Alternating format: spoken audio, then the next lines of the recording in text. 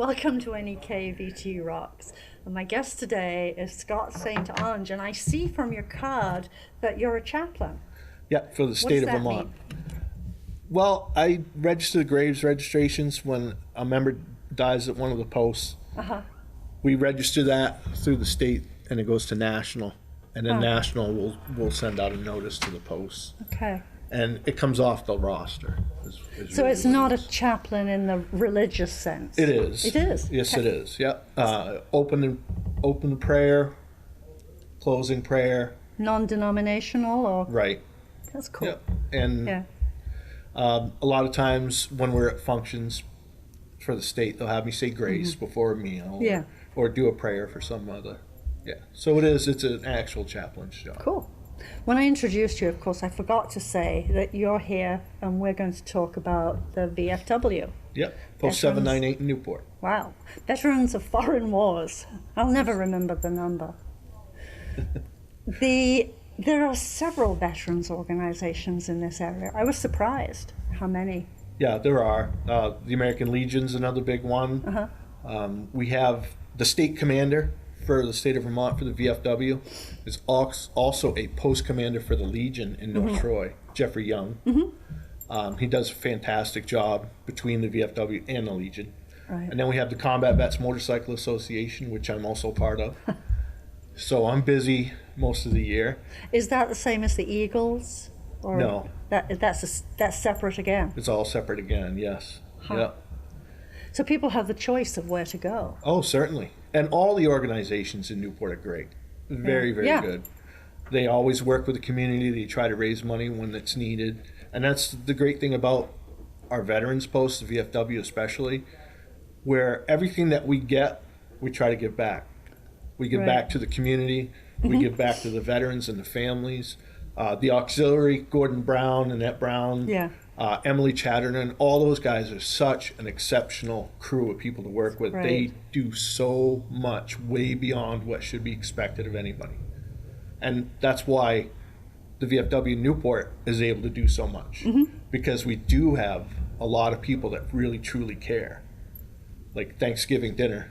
Right. You know, that's all donations from the local community also. A lot of people probably don't realize that. No. But Gordon and his team, they spend all day cooking, preparing meals. Right. We take out the people who can't get out of their house. Sure. You know, we deliver stuff. On the post side of the house, we get together complete meals, baskets. We'll get a laundry basket actually and fill it with a turkey or a ham or whatever. All the trimmings. Exactly, the whole dinner, all the trimmings. And then we'll figure out who needs it the most, and we'll deliver it right to them. Christmas, we do the same things. Yeah. So it's a lot of giving back. So what we make from money, we're not just stocking it in a bank. We're giving it right back. So you grew up here and then you moved away. Yeah, I moved away. I went to New Hampshire. I got my degree in automotive technology, and I worked as an automotive tech in New Hampshire for 10, 12 years, and then I went to Connecticut for 20 plus years and worked there. And then in between, I was in the military, and I deployed to Kuwait in 2005, Iraq in 2008 and 9. I did convoys there. Right. I did Afghanistan in 2010, did a few convoys there, and then I ran a shop. And in 2012, I had a gimme. I went to Guantanamo Bay, which was like a vacation. But it was busy, don't get me wrong, we worked, but I got my scuba diving license there. It was a good, nice deployment. And then you came back here. Came back. And how did you get involved with the VFW? Well, I was signed up as a member in 2005 when I came home after my first deployment. And I went to a couple of the VFW posts there in Connecticut, and kind of full, kind of busy, and didn't get a very warm reception. So I said, well, that's fine. I'll just be a member for a while. Then when I finally came back here, I'm like, well, I'm going to go to the post here, smaller, quieter, see what goes on. So I went to the meeting there, and Rep Bessie, a very good friend of mine now, who's also the state senior vice commander, him and I, we started talking after, and we hit it off, and we him and I just got super involved in everything to do with the post, and we kind of took off from there. He was post commander, and then after that I was post commander, and I'm post commander this year. Hopefully we'll get some new blood in to turn it around for next year, you know, keep things going in a straight, positive avenue. So that's where it all started for me. Are you open every day there? No, we're open Thursday, Friday from 3 until it gets slow enough to close. And then Saturday and Sunday it's noon until it's ready to close. Yeah. So it's and Thursday nights we do pub night, Yes. which is the auxiliary. They make a lot of nice food, and it's a good time to just come in, get together, and relax and talk. And you welcome people who are not veterans. Anybody is welcome. Yep. Because where do the veterans come from? Come Here. from The community, community, right. Exactly. So if you're not open to the community, Right. then you're not building that confidence with the community and that brotherhood with the community. And sisterhood. And sisterhood, thank you. Yes, true. And that's where you get people to say, you know what, those guys are a good group of guys. Right. So maybe that's what I'll do. Maybe I'll go in the military. You know, hopefully nobody has to deploy, but Right. you do what you have to do. And then Sure. you can become part of a veterans organization, maybe better your life, better the lives of somebody else. I know, living here and driving down that street, that you're on Central Street. at the bottom, and sort of coming around, I've seen changes, certainly in the last couple of years, that are really neat. That little area outside where you have that people can get a drink, come and sit outside. It's Yeah. lovely. It's wonderful, isn't it? Yeah, Yeah, it really that was- is. Whoever that did was- that, that's beautiful. Well, that was a joint venture again. A couple of the auxiliary members said, hey, you know, we should do an outdoor drinking area and smoking area. So we all got together, and that's what came out of it. And then this year, Annette, the bar manager, Annette Brown, she said we should increase the drinking area outside for the whole upper parking lot. Right. Sounds like a good idea. Let's do that. So her and I worked really hard, and we got that taken care of. Right. So like when we had the Veterans Barbecue, we can block off the whole thing and fill it with people. Yeah. And you it's- did. It was amazing. It was Yeah. a great turnout. Very good. So there's a lot of creative people involved there. Extremely creative people. I'm not creative. Hey, you're married to somebody who's creative. I am. My wife is extremely creative. For those who don't know, your wife runs NEK Crafters, right? NEK Crafters Emporium. Yeah, right Yeah. where the old Moore's Dry Cleaning was. Right. And she's a crafter herself She's and a does crafter. beautiful She's work. a life auxiliary member Yeah. for the post, and she does a lot for the Right. V.F.W. I'm also. sure she does. Yeah, she does. She's contributed. She's paid for a life membership. Actually, 2 life memberships. She's planning on having a second life. No, she's every member pays annual dues, Yeah. $35 a year. If you go by your age, there's a way to figure out what it is for a life membership. Like I paid 3 something for mine. Yeah. You never have to pay the $35 a month again, Right. but you're a member forever, Yeah. whether you go to the post or not. You know, Cool. your membership counts. And the biggest thing that the VFW does compared to some of the other organizations, we actually go to Congress and fight for veterans' rights. That's nice. And we've been instrumental in the Agent Orange fight. Yeah. And the next battle is obviously the burn pits Yes. and all the other things that are coming to light now. So we actually have people that go to Congress and fight. So the more members we have, the more numbers we have, the bigger the vote we have. Are people going from Newport to Congress?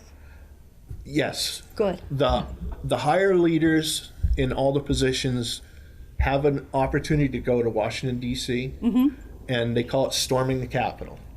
And what they do is they In a good march. way, as in a opposed good to what way, happened, yeah. They march down through and they meet all the legislators and they talk to the legislators and they say, well, okay, what are you working on and what can we do and how can we help? And we like this, but we need to, look Right. at this. And it's a good thing. It's a wonderful feeling to know that you're a part of this. Absolutely. Because it's not just a local thing, it's national, and we actually are part of a change. We're Right. making things positive. So it's a proud moment to think Yeah. that you're part of that. And you've certainly done a lot with Agent Orange. Yeah, Yeah, the VFW has been working at that for Yeah. years. Yeah, years. and it's appalling how that was just swept away and the damage that that substance did and still does. And it is. And I've met a lot of members that were in Vietnam that are suffering from the Agent Right. Orange and everything And else. their families, because And it's their not families are just the person who was devastated. directly exposed. It's, Right. It's awful. Yeah, and they never got a proper welcome home. So to all the Vietnam veterans out there, welcome home from the VFW. Because it's important for us to acknowledge Right. that they were kind of kicked aside, and that's Yes, they totally were. wrong. They So were. we always make it a point, if we see a Vietnam veteran, welcome them home. Yeah. That's good. Yeah. Yeah. The burn pits that you mentioned, I mean, I know a little bit about the chemicals there. Do you ally with other groups who are fighting those, like the firefighters? Because it's the same chemicals that you're dealing with. No, because it's a whole different law. And it only pertains just to your rights through the VA. Oh. Huh. Yeah, we're really, it's narrowed in that, but also it does help the other groups, because if Right. we can get one group acknowledged, Right. then the other one. So even if the firefighters can get it acknowledged, then we'll work off of that too. Sure. So one hand washes the other, so to speak. Yeah, because divide and conquer is not okay. And No, it's that's not. what happens. It's not. As we all know. I mean, for me, when I was in Iraq, when we were leaving because everything's a serpentine that you have to drive through. Yeah. Because you can't have it straight open. So we would drive from, I don't know, 2-3 miles sometimes, in the thickest, blackest, nastiest smoke you can ever imagine, leaving a base. Right. And then the next day, when we were coming into another base, their burn pit was still going. So we were driving through that on the inside too. So from my point of view, it's worse than people can imagine, because I was Sure. there, I saw it, I breathed it, and it was just horrible, horrible, horrible. Did they tell you at the time it was safe? No, they just didn't talk about it. Right. Yeah, I mean, it's just Yeah. one of those things. Oh, they're burning everything again. Yeah, that's just, it happens. You can't really complain. Then you're labeled the whiny guy. Great. Yeah. Just destroy your lungs. Why not? Yep. Yeah. But it is what it is. We did the job that we were paid to do, Right. and we were honored to represent our country and and fight for the people that didn't have the ability to fight. So it's just one of the crosses that we have to bear, I suppose. Well, there should be some ways of remedying it, and at least Right. providing the resources to clean up some of the damage that's been done to all of you there. Right. And that, it goes back to the VFW again, fighting Right. for that. If we didn't have the members and the numbers, then it would be pointless to even try, because they wouldn't listen to us. Right. But we do have enough. We're over 1 million members right now. Wow. And if we can keep going, make those numbers higher, we'll have much more of a voice. We'll speak even louder. That certainly is leverage. It is. Yep. Do you have support groups? Yes. VFW? I have been working with the Vet Center for, I want to say, the better part of a year. I finally got them to work with us, and I'm going to have a key ready. They're sending a representative to the VFW 798 post, and she's going to be doing therapy there Great. 2 days a week right now. Wow. And it's going to be group and individual. And I made sure that she has the post on days we're off, and she has complete privacy. And I am a member of one of the groups that she does for therapy. And I have decided if I'm going to do individual also, which I probably will. But it's just nice to know that any veteran in the area that needs that, they can get a hold of the Vet Center, and they Yeah. can be seen right there at the post. They don't have to travel. Right, because that's pretty hard from up here. Right. And with the suicide rate the way it is, I wanted to get this done as quick as possible. And she worked with me. She was awesome. I can't think of her name off the top of my head, but awesome lady. And it's going to be good to have the therapy right there. Yeah, I'm sure that will make an enormous difference. I hope so, because we can't afford to lose any more. Yeah. Do you have a way of dealing with the aftermath of suicide at your place? I mean, because it happens. It does. happens, and it's certainly happening in this community. Well, we have lost a few. I know. Yeah, definitely. And it's just tough. There's no good answer for any of it. Right. You know, trying to deal with it after it's impossible sometimes, but that's part of the therapy. Right. There's very little understanding up here of PTSD. Right. It's easy to toss the letters out, but without really understanding what that means, what it does to your life. It's hard to try to explain it to people because you don't really want to get into the backstory of it. No. And you definitely don't want to try to say that you have something wrong with you. Right. So that's the hardest thing to admit. But once you do, then you can kind of make headway, I guess. Mm-hmm. You know, and I've seen quite a few doctors over the years, and I've been getting different medications and getting it fine-tuned, and mm-hmm. I'm at the point now where I'm reasonably okay, but every day has its challenges. Right. And people who have day jobs, it's even more challenging because you don't want to tell everybody. Right. Because then they're not going to hire you. And you're that guy. Right. Exactly. The guy that might go crazy at any time. Right. Yeah, it's a very rough spot to be in.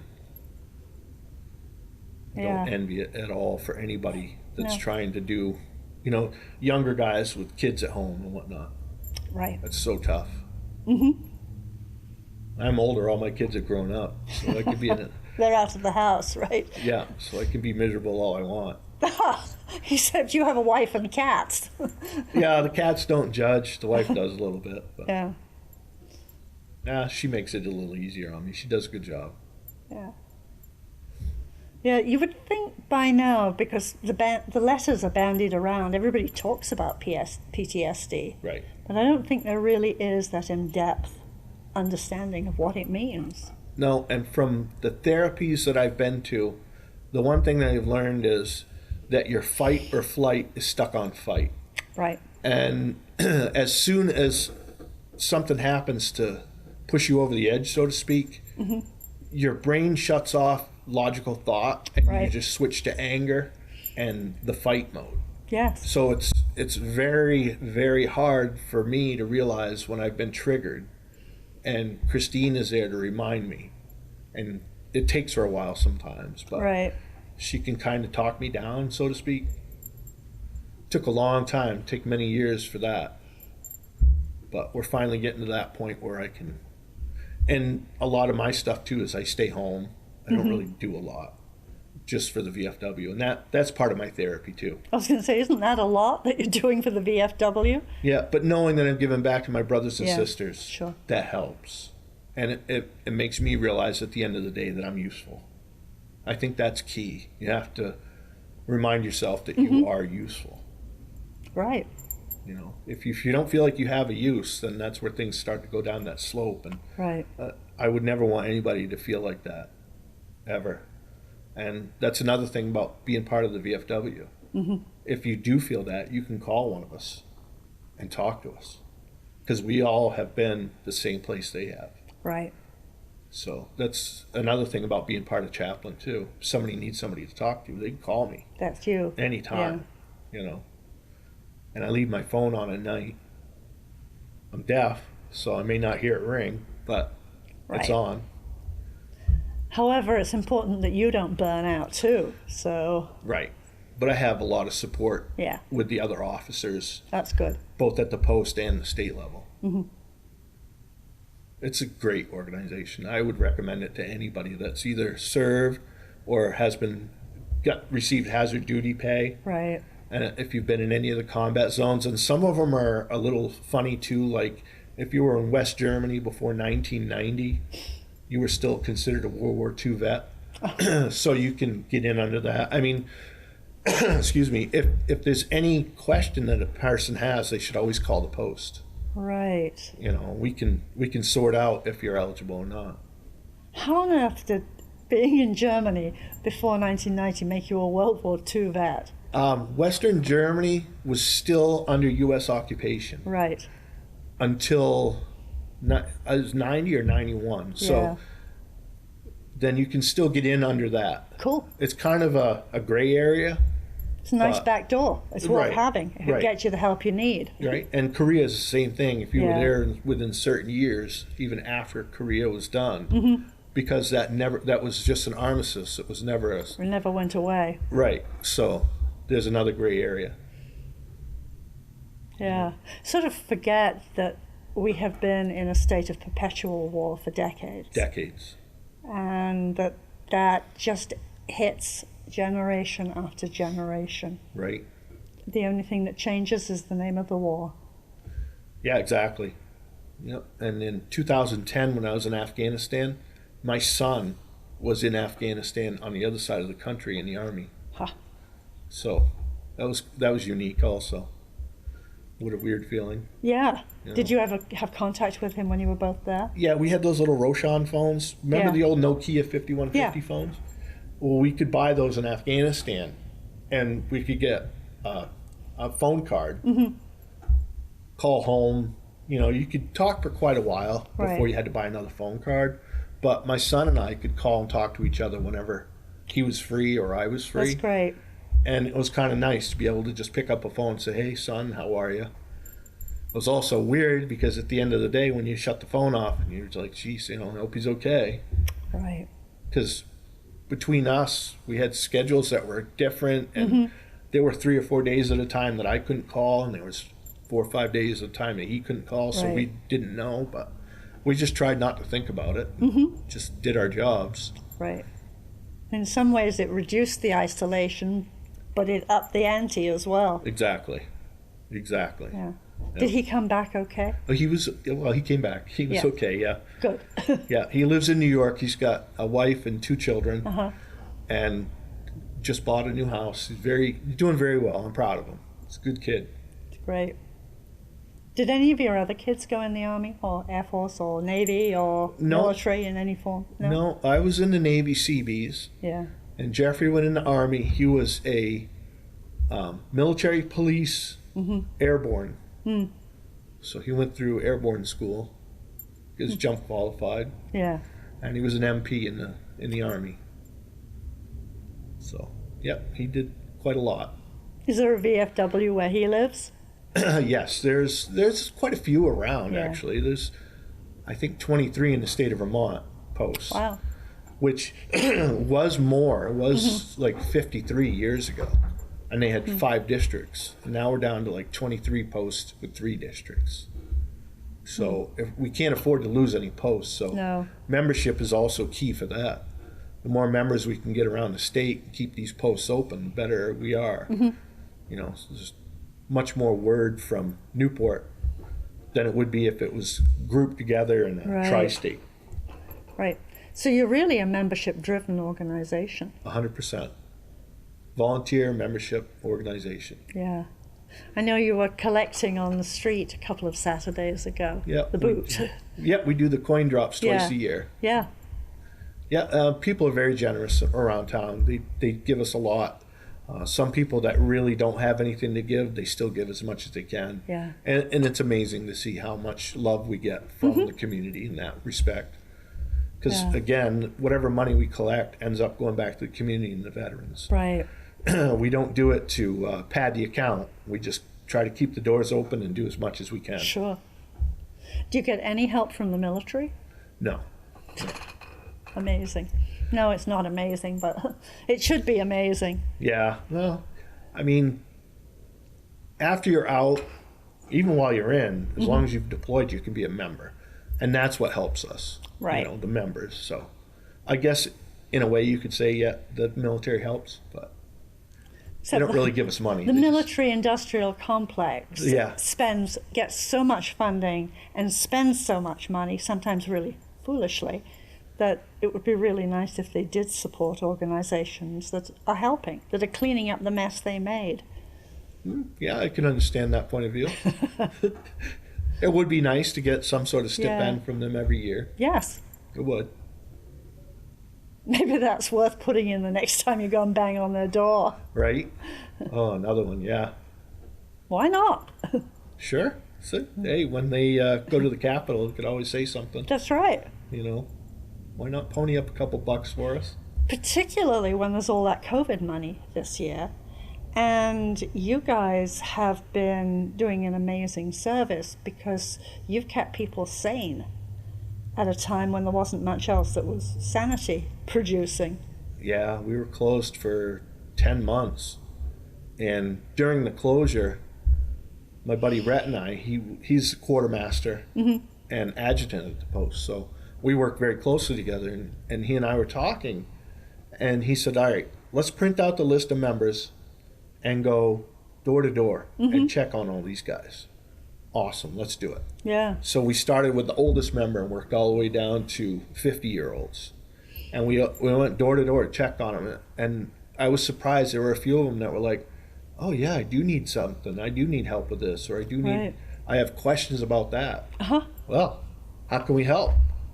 So we started taking notes, and we started getting a hold of people that knew what to do. And we had one family they were older family, but they were living in a house that had a lot of issues. Right. So we got a hold of a contractor. Said, okay, they have a possible funding source, but they need a quote from an actual contractor. Sure. So the contractor went in and got the quote. You know, things like that. We've built ramps for families. And we've done a lot of stuff. Mr. Coakley in Newport. Yeah. We built a ramp for him, and we ended up cleaning out his whole garage for him and got rid of a ton of crap and made a beautiful ramp for him and his wife, who recently has passed away now, unfortunately. So you're doing a lot of really important hands-on stuff. Yeah. Oh, yeah. We're very, very active. And we pair up with the combat vets a lot, too. Yeah. So, like, sometimes the combat vets will have the money for the project, but no help. Right. So the VFW will say, well, we'll put the manpower if you pay for the parts. Okay, no problem. So there you go. Problem solved. And we take care of a lot of issues that way. Yeah. And even outside of Newport, if it's somebody over towards St. Jay that needs something, the combat vets on that area will say, okay, well, we can do this, this, and this. And then we'll say, all right, we'll go over and help. So we do. You know, we go all over the place. We've done one in Brownington and... oh, geez, there's a couple others that we've done too. I can't remember exactly now because it's been a while, but we try to do as much as we can. Where are the combat vets located? There's a det right now that we house out of our post in Newport. Dana Lesperance is the chapter president. So we're, 18 or 19 members strong now, and we just started last year. We only had, I don't know, a dozen of us to start the post. Right. So we're doing that, and then we do a lot of poker runs and other charities, and we donate a lot of money, you know, back and forth. Combat Vets just donated to the Northern Star Cruises. And we work with Rick a lot. He's a great guy. He sure is. He really works hard for the community and veterans.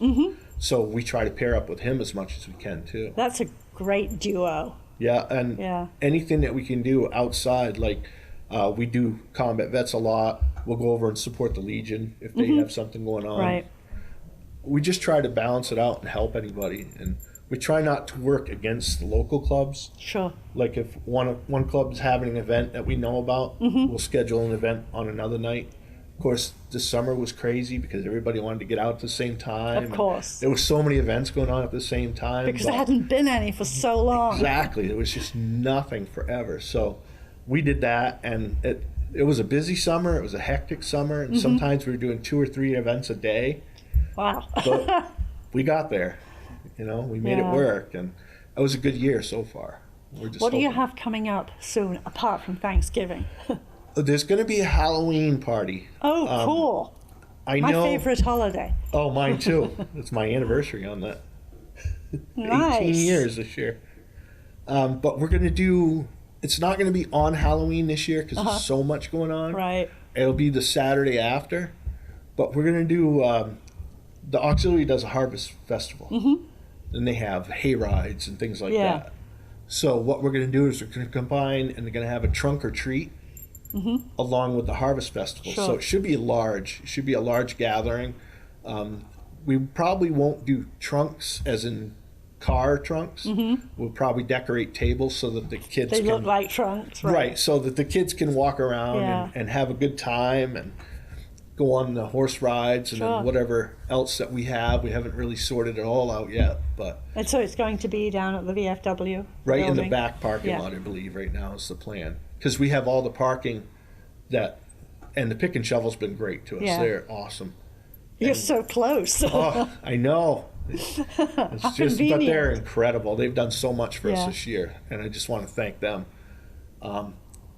But we have parking across the street now that we didn't have before. We had probably 5 spots. Yeah. Well, they open up their parking, their private lot for us to park when we have big events. Nice. So we actually get more parking now than we had Right. before, which is a huge bonus for us. Sure. And then there's the upper parking lot. You know, we could always close that off and have something up there too. I don't know exactly yet, but that's one of the big things that we're planning is we Yeah. want to have a nice big harvest festival That'd be great. for the community, all the kids. You know, usually I'll buy a bunch of candy and Sure. some of the other members will. The post will buy candy out too.